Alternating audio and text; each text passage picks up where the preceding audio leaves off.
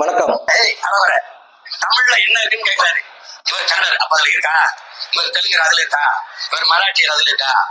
இவர் குஜராத்தி அதுல இருக்கா? மலையாளத்துல இருக்கா? தமிழ்ல மட்டும்தான் இல்லையா? என்ன இல்ல தமிழ், என்ன இல்ல தமிழ்ல?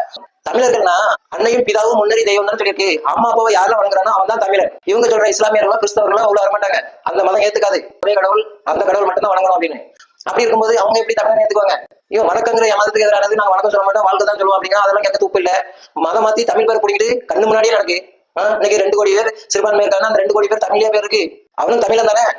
என் பேர் மாத்திரம் தமிழ் தேசத்தோட நோக்கம் தமிழ் அழிக்கிறது தானே தவிர தமிழை காப்பாத்துறதோ தமிழனை காப்பாத்துறதோ நாட்டை ஆள்றதோ கிடையாது. இவன் நோக்கம் தமிழனை இறங்கல் பண்ணாங்களா அதே மாதிரி உசுப்பேத்தி கொண்டுட்டு பேசாம போயிடும். இவ்வளவுதான். அதனால தமிழ் தேசத்தை யாரும் நம்பாதீங்க. மத மாற்றம் தேசிய அபாயம் யார் சொல்றாங்க? மத மாற்றம் தான் எல்லாத்துக்குமே காரணம். மத மாற்றம் மட்டும்தான். அதை எதுக்கு சொல்லுங்க? அதெல்லாம் இருக்க மாட்டான். ஒரு கையில் வாழும் ஒரு கையில் குரானும் ஏந்தி நாங்க இன்னைக்கு புறப்பட்டோம்னு சொன்னா நாளைக்கு இந்த நாடு இஸ்லாமிய நாடா இருக்கும். சொல்லும் போது எங்க போனா அதுக்கு ஏதாவது பதில் சொன்னாங்களா? சொல்ல மாட்டா, சொல்லவே வேண்டாம். மொழிக்காக, இந்த ஜனங்களுக்காக, இந்த நாட்டுக்காக பாடுபடுறதுக்கு இந்து முன்னணி, RSS, BJP வேணும். இவன் நோகாம வந்து கொண்டு தண்டு போனோம். தமிழர்கள் இந்துக்கள் இல்லை, இந்துக்கள் யாரும் தமிழர்கள் இல்லை. அதனாலதான் நான் சொல்றேன், நான் ஹிந்துன்னு ஒண்ணு இருக்கிற வரைக்கும் தான் இந்த நாடு, ஹிந்துன்னு ஒண்ணு இருக்கிற வரைக்கும் தான் இந்த மொழி, ஹிந்துன்னு ஒண்ணு இருக்கிற வரைக்கும் தான் எனக்கும் யாரும் அடிமை இல்லை, நானும் யாருக்கும் அடிமை இல்லை. முதல்ல அதை தாண்டி வேற ஏதாவது ஒண்ணு வந்ததுமையா நான் மதம் மாறிட்டேன்னு வச்சுக்கேன். நீ சொல்லக்கூடிய அதே தாய்மொழி தமிழ், நீ சொல்லக்கூடிய அதே தாய்மொழி மூத்த மொழி என் கால் செருப்புக்கு கீழே.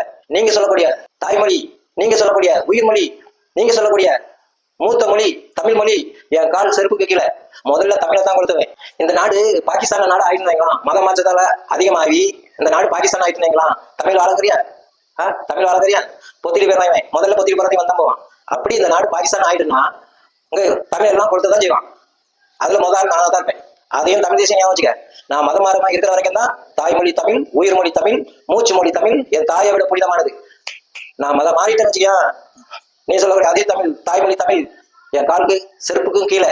நான் மறுபடியும் ஏன் சொல்றேன்னா நீ புரிஞ்சுக்கணுங்கிறதுக்காக தான். இதுக்கு மேலே நான் புரிஞ்சுக்க மாட்டேன்னா அது உன் விருப்பம். சரியா? இதுல உனக்கு எது வேணும்னு நீ தான் முடிவு பண்ணணும். பாத்துக்க. தர்மத்தின் வாழ்வதனை சூதுகவும் பின் இறுதியில் தர்மமே வெல்லும். ஜெய்ஹிந்த்.